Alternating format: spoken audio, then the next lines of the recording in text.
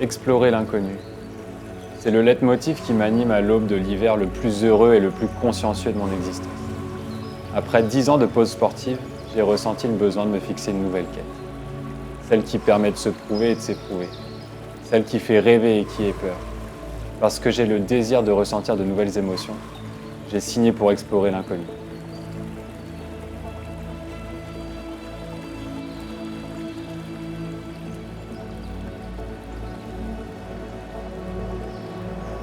Badlands, me voilà.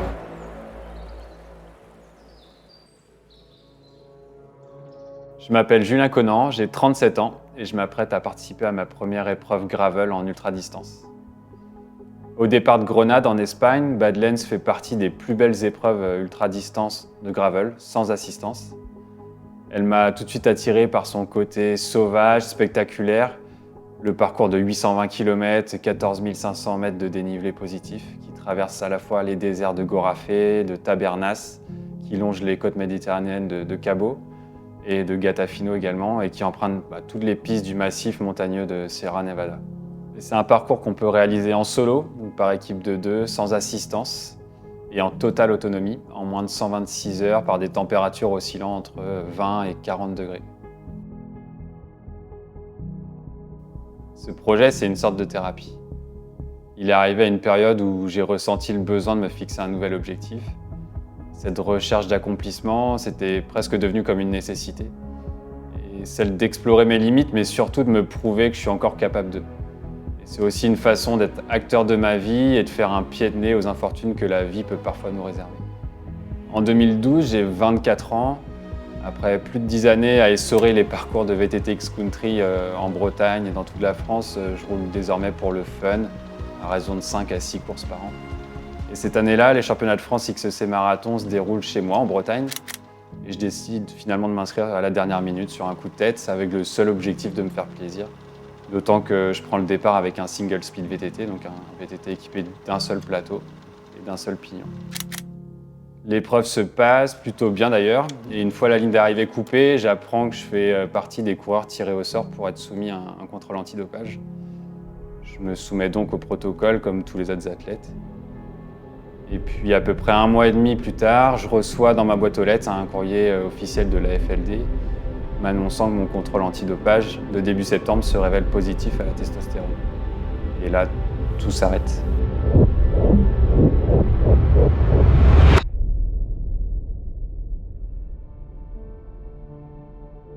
Pour moi, c'est l'incompréhension. Comment? Pourquoi? Malgré les questionnements et les doutes de mes proches, finalement, je reste vraiment convaincu de mon intégrité. Et c'est grâce à une personne de confiance que je vais finalement obtenir un rendez-vous chez un endocrinologue qui va rapidement trouver une réponse à ce résultat. Et sans mauvais jeu de mots, le dénouement de ce contrôle va finalement s'avérer positif pour moi. Et en effet, cette série d'imprévus, à la fois l'inscription de dernière minute, mais aussi plus particulièrement le tirage au sort pour le contrôle antidopage, m'a finalement permis de poser un diagnostic sur ce taux de testostérone anormalement élevé, à savoir une tumeur testiculaire.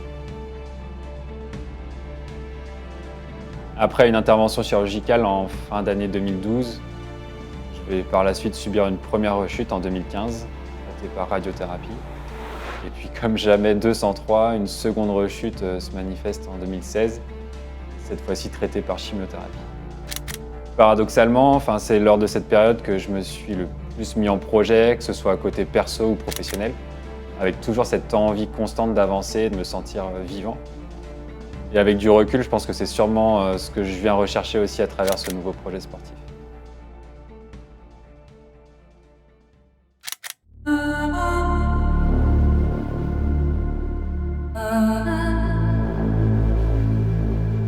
Pour participer à Badlands, la première étape, c'était déjà de faire partie des 350 chanceux tirés au sort pour cette édition 2025. Et à partir de là, j'ai pu commencer ma préparation à partir de mi-novembre 2024.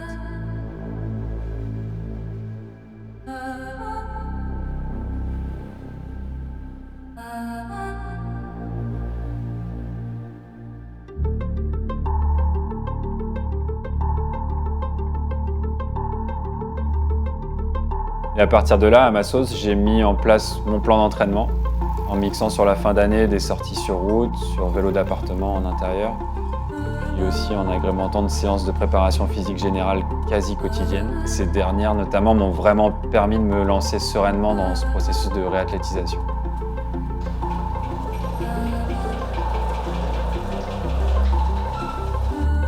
Vivant sur Annecy actuellement, je bénéficie autour de moi d'un terrain de jeu qui est juste exceptionnel. Et malgré ce que l'on peut penser, les conditions météo hivernales sont plutôt favorables à la pratique du vélo. La majorité de mes séances se sont faites en solo, sur l'heure de midi, et puis le week-end avec le groupe du Team SQR, les Savoyards qui roulent.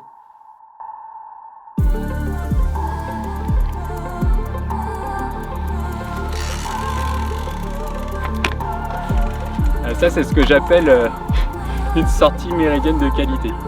Un petit col de la Forclaz suivi d'un chalet de l'Olme.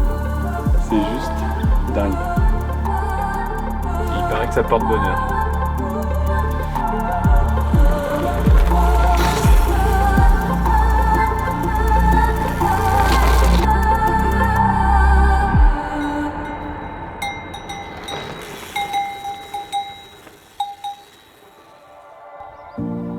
De janvier à mi-mars, j'ai vraiment progressivement augmenté la charge de travail, rallongé les distances, augmenté les intensités, avec une forme qui était vraiment exponentielle et qui m'encourageait finalement à en faire toujours plus chaque jour.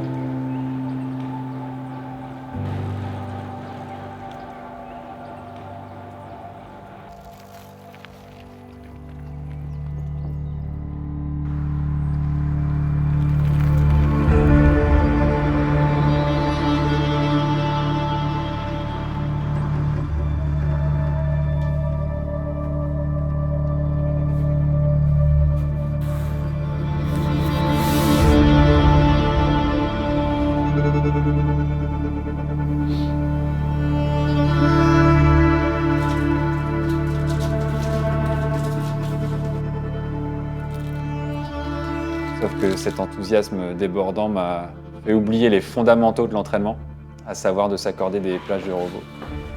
Résultat des courses, mon corps était déjà en saturation musculaire à la fin mars.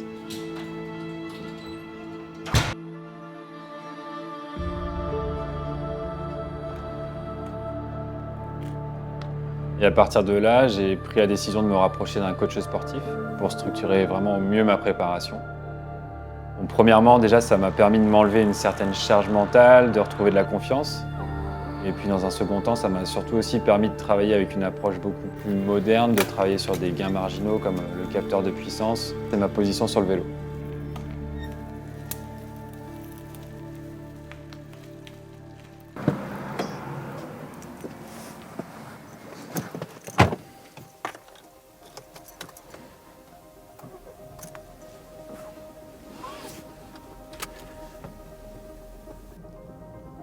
Direction le Specialized Store d'Annecy, chez East Bike Shop.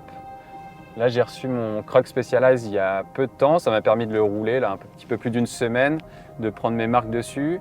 Et là, l'objectif, c'est qu'on va voir Pacom qui va me faire une étude posturale pour optimiser ma position sur le vélo, mes performances pour de la longue distance, puisque je l'espère, l'épreuve devrait durer entre 48 heures et 60 heures. Salut! Salut Julien! Ça va? Et toi? Ouais. Tac. Et bah allez, Bon, on c'est part pour parti. faire cette petite étude posturale. Ok, Allez, feu. go. Tac, je te récupère le vélo.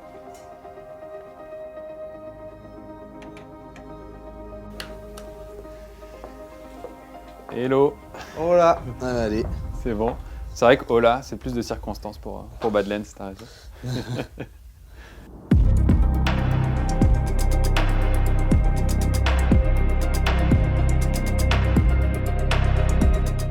Donc là, on va passer, après avoir fait toutes ces évaluations, à la voûte plantaire, au scan de la voûte plantaire pour voir si nous ça fait ou non et s'il faut avoir une correction ou non.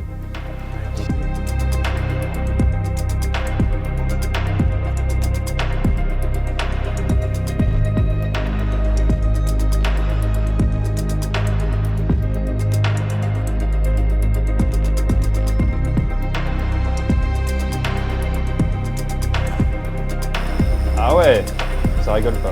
Là, c'est le petit tour de manège.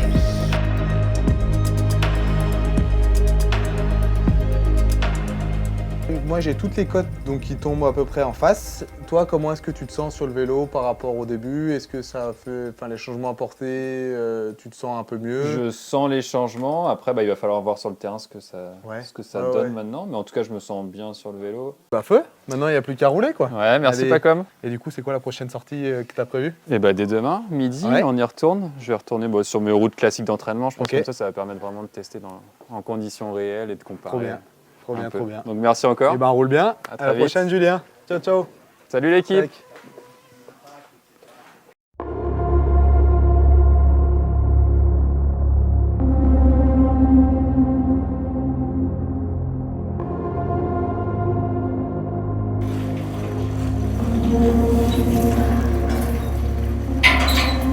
À raison de 15 à 20 heures d'entraînement par semaine, parfois plus, je savais que mon quotidien et celui de la famille seraient forcément bouleversés.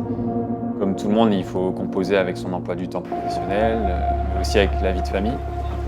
Et en partant sur ce projet, nous savions avec Marlène que nous étions amenés à faire pas mal de concessions sur nos moments à 3, mais aussi sur nos moments à 2.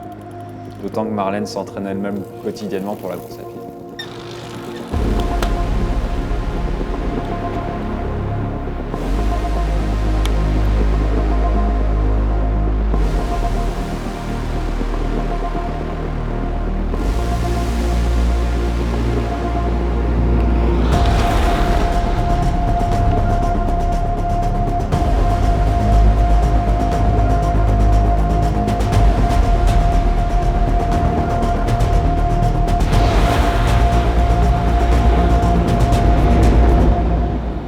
Cette aventure, elle m'a aussi ouvert les yeux sur mes priorités.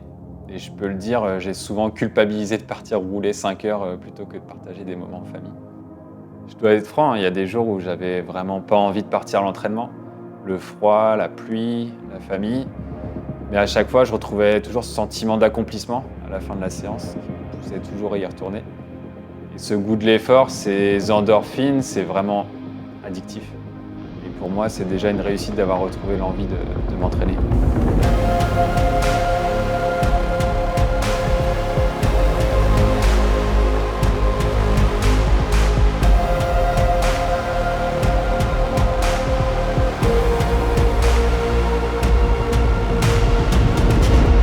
Dans ce projet, j'ai aussi la chance de m'être entouré de partenaires passionnés, que ce soit sur les aspects nutritionnels ou techniques également. Chacun apportant sa pierre à l'édifice. Salut Christophe, salut Julien, ça va? Comment ça va? Très bien, merci de me recevoir. Bienvenue au magasin. Ouais, cool. Écoute, je venais te voir pour que tu puisses me conseiller un produit là pour Badlands. Je cherche un sac hydratation. Okay. Et en gros, j'ai 3 critères. En litrage, j'avais pensé à peu près du 10 litres. Okay. Et une couleur plutôt claire parce qu'il va faire très chaud. Ouais. Et puis pouvoir aussi rajouter une poche d'hydratation environ 1,5 litre. Je sais pas si tu peux me proposer ça. On va se rapprocher du rayon, je vais te montrer un peu ce qu'on a et comment on va pouvoir. Je pense qu'on pourrait avoir un modèle comme ça qui pourrait te convenir. On est sur les gammes S-Lab, donc c'est vraiment le haut de gamme. Hein. C'est des produits qui sont développés pour les athlètes, développés par les athlètes, vraiment en recherche de performance.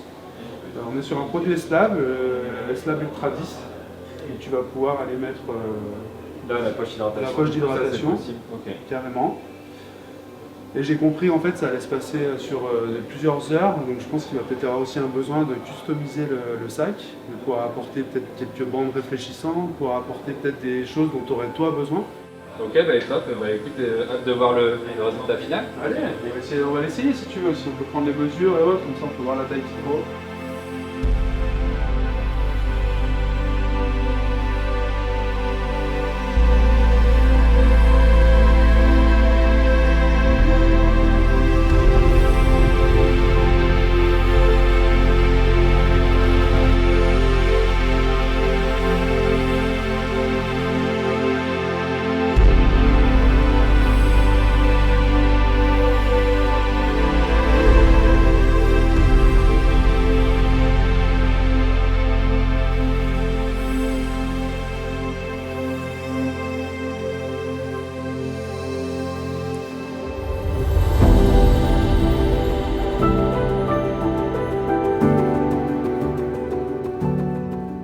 Aujourd'hui, nous sommes à moins de 2 semaines de l'événement.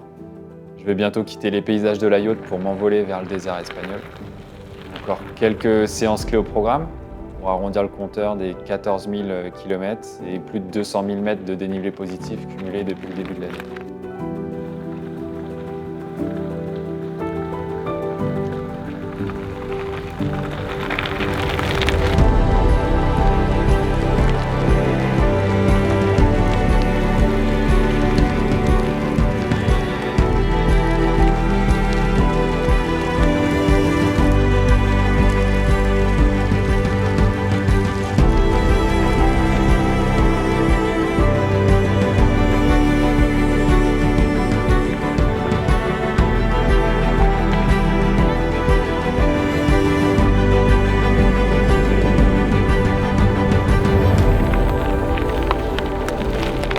Bon, ça on le dira pas à l'entraîneur, hein. Mais on a aussi le droit de s'amuser.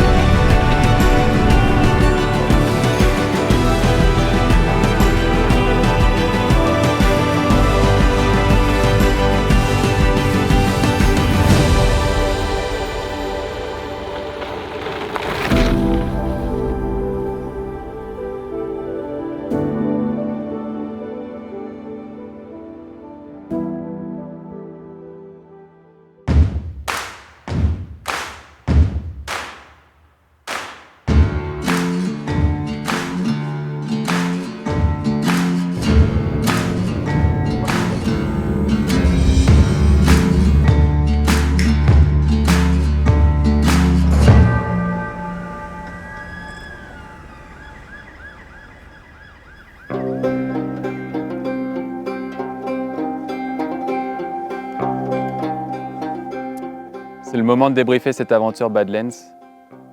Ça commence à l'aéroport de Grenade, vendredi soir, on est à J-2 de l'événement. J'arrive dans des conditions idéales, entouré de mes parents, de mes deux amours.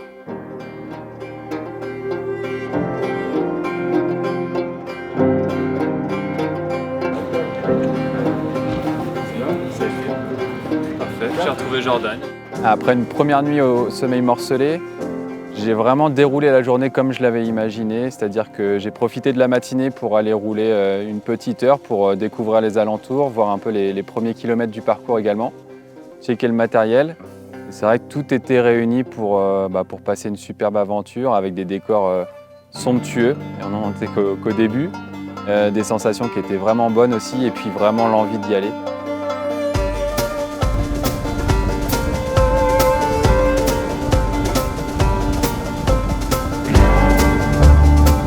L'idée c'est d'aller reconnaître le début du parcours.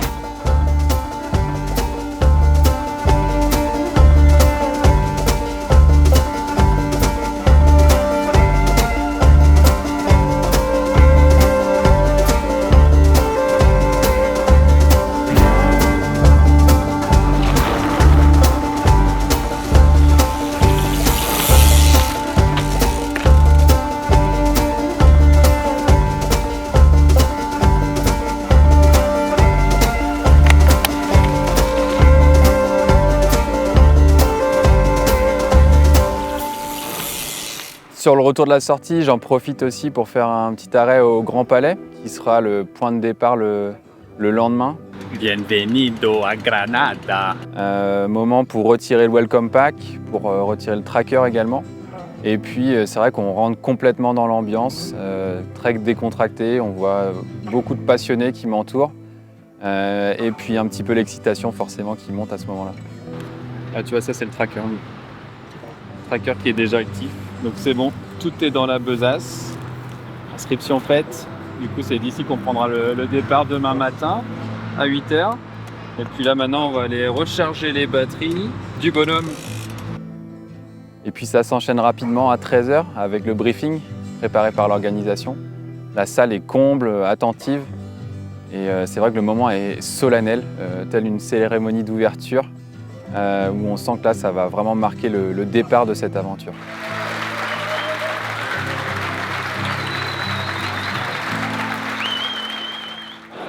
Bon, on ressort tout juste du briefing là, qui était en anglais. On l'a pas fait à l'espagnol. Et du coup, demain matin, départ de Grenade à 8h. Et puis après, on va se faire toute la boucle de 815 km et quasiment 15 000 de dénivelé. Donc, hâte d'y être, hâte d'en découdre.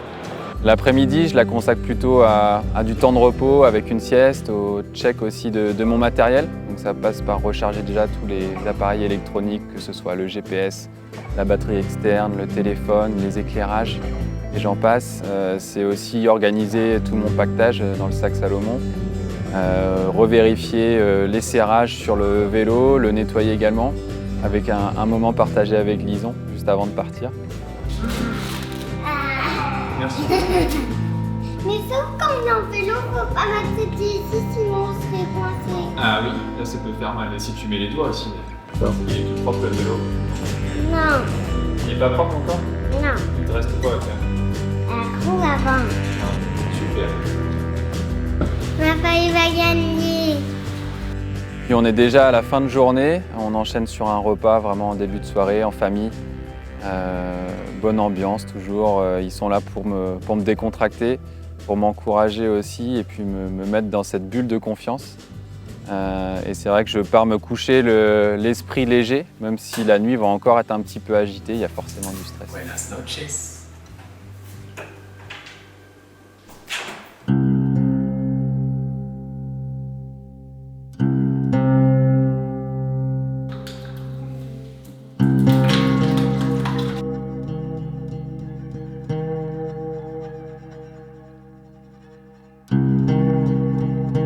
Le matin de la course au réveil, je me sens bien prêt, serein.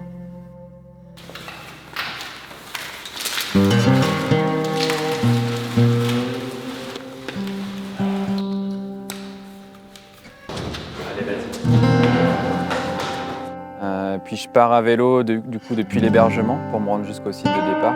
Il est à peu près 7h30.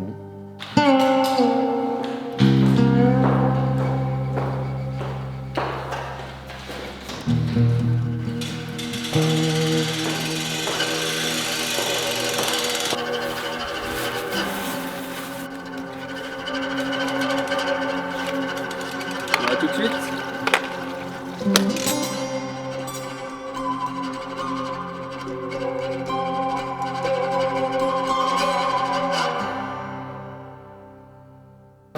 Bon, ça y est, on y est. Ça fait 10 mois que j'attends ça. 10 mois de préparation, 10 mois de bonheur aussi, avec un hiver studieux. Et puis là, présent avec la famille, ce départ à Grenade sur la place du Grand Palais. Donc maintenant, il ne reste plus qu'à dérouler le plan, faire attention à l'hydratation, à la nutrition aussi, gérer le sommeil, la trace GPS, et puis surtout prendre du plaisir.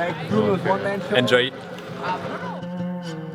Arrivé sur place, je retrouve des Français, notamment Lucas et Geoffrey, qui sont également d'Annecy et qui, eux, vont courir en binôme. Donc c'est vrai que c'est toujours super de pouvoir échanger avec eux juste avant cette longue virée dans le désert. Et puis là, c'est vrai que je sens la tension, on est à un quart d'heure à peu près du départ, je sens forcément la tension qui monte, tout le monde qui se prépare, les GPS qui s'allument, les trackers aussi qui se mettent en route. Ah oui, pardon. Ça y est, oh, ça y est, c'est bon. Allez, je te donne toute ma force. C'est bon? Tu te sens bien? Et je pense comme pas mal de cyclistes, j'ai ce toc de vérifier la pression de mes pneumatiques que j'avais pourtant vérifié avant de partir le matin à l'hébergement. Et là, je me rends compte que j'ai une perte de pression sur le pneumatique arrière. Et là, forcément, le coup de stress, je check le pneu, Je vérifie, pas de fuite apparente, et puis je me dis que j'ai sûrement mal contrôlé ce matin en partant mes pressions de pneumatique, ou c'était peut-être la valve qui était desserrée. On est 340 au départ, forcément là on n'est même plus à 5 minutes de s'élancer. Donc je me mets devant parce que le départ va quand même être important. Il va être neutralisé sur les 4 premiers kilomètres. On va vite partir dans des petites rues de Grenade avant le départ officiel au kilomètre 4 au niveau de la porte d'une abbaye.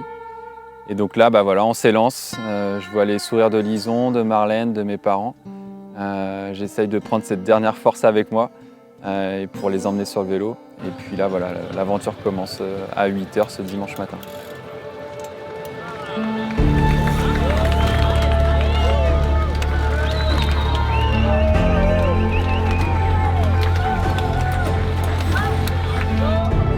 On part du coup derrière la Guardia Civile pour traverser la ville, et c'est vrai que tout le monde essaye de se placer, même si ça roule pas encore fort.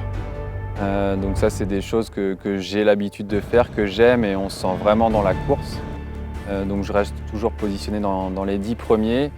Et puis à l'approche, c'est vrai, de l'abbaye de Sacromonte, qui va vraiment marquer le départ officiel de l'épreuve, je m'aperçois que j'ai encore perdu en pression à l'arrière. Donc ça se déroule bien, je suis dans le premier wagon. Les premiers sont déjà partis comme des fusées, c'était impressionnant. Et puis du coup au kilomètre 7, je m'arrête. Mais je ne gère pas du tout finalement les choses comme je l'avais entendu, c'est-à-dire je m'étais dit de prendre sur moi. Et je pense qu'avec la pression de l'épreuve, de voir les concurrents qui me passent, ma pompe que j'avais du mal à visser, voilà, je commence un petit peu à péter les plombs, et chose qu'il ne fallait vraiment pas faire. Mais je répare tant bien que mal, je mets une chambre à air et je repars, et en me disant que voilà, je suis déjà en sursis. Donc je mets 3 barres derrière et je me dis voilà, il faut jouer sécure dans les descentes, repartir tempo en remontant tranquillement, sans me laisser happer aussi par voilà, tous ces participants que j'ai devant moi, et que oui, sur le moment j'ai envie de doubler, mais il faut que je garde en tête que c'est une épreuve d'endurance, que c'est ma course aussi, qu'il ne faut pas que je me jauge par rapport aux autres. Donc j'essaye tant bien que mal de me remettre dans ma course à ce moment-là.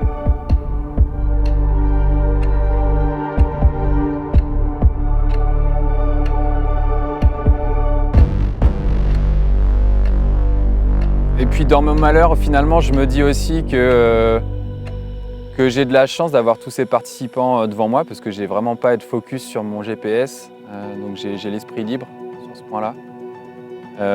J'avance en me concentrant vraiment sur les watts, je reste toujours fixe à moins de 230 watts. Sauf peut-être au Mirador d'Alfin del Mundo, où là on a des pourcentages, on est au kilomètre 80 à peu près, mais des pourcentages entre 15 et 25%. Donc forcément là on doit en lâcher un petit peu plus, mais ça fait partie du jeu.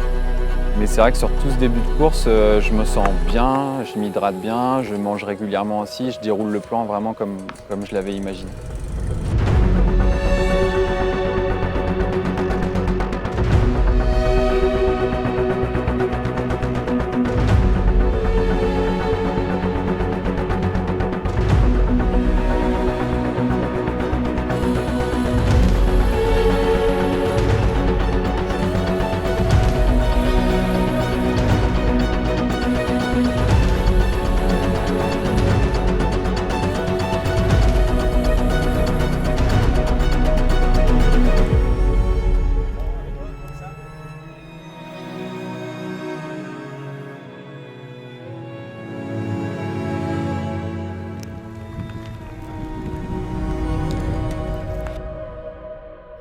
Et puis, on va dire 15 km avant Gorafé, dans la dernière descente avant ce village, une nouvelle crevaison, cette fois-ci de la roue avant, où là j'ai vraiment un trou dans le pneu. Donc je me dis, voilà, j'ai des mèches, j'essaye, je tente, je la mets, ça fonctionne, je mets la cartouche.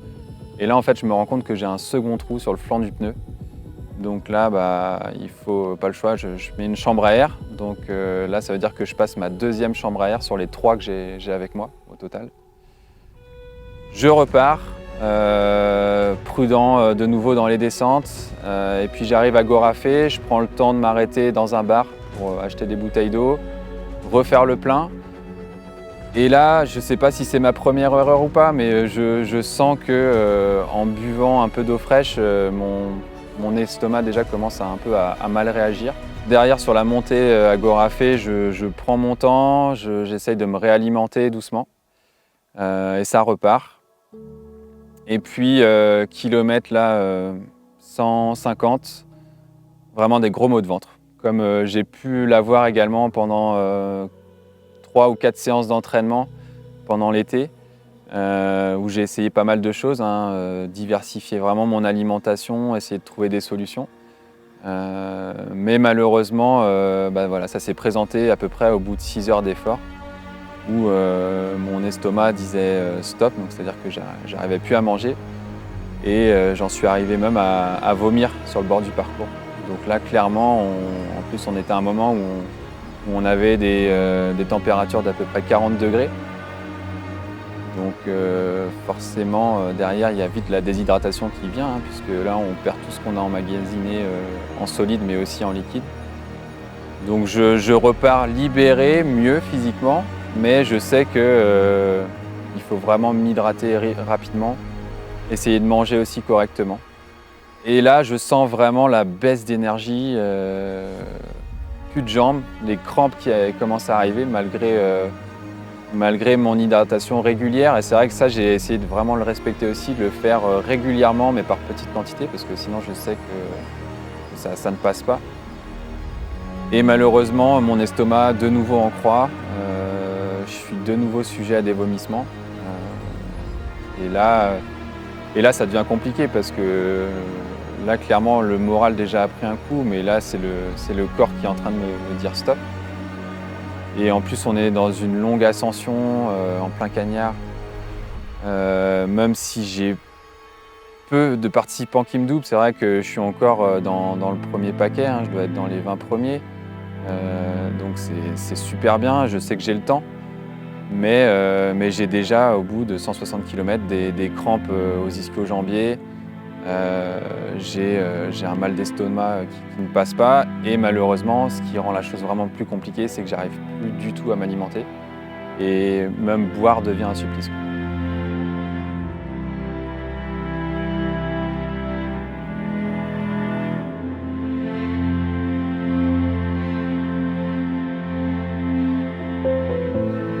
Et là, on est au kilomètre 166.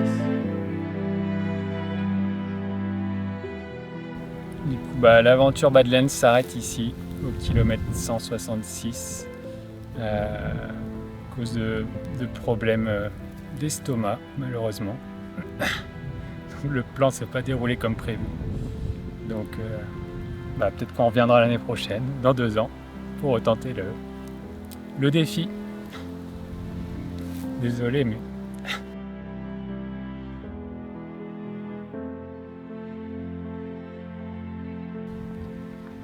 Je sais que je vais mettre du temps, je pense, à digérer cet abandon, que je vais devoir faire preuve de résilience. Mais j'oublie pas, malgré tout, le chemin parcouru pour en arriver là. C'est 10 mois de préparation, où à la base, vraiment, j'avais envie de me retrouver. De retrouver aussi un peu ces sensations de sportif que j'avais pu avoir par le passé. De me projeter sur un vrai objectif. Et c'est vrai que même si je ne suis pas allé au bout de cette course, je me suis donné les moyens d'y arriver. Et je pense qu'il faut prendre ça finalement peut-être comme une opportunité pour ce qui seront mes prochaines aventures.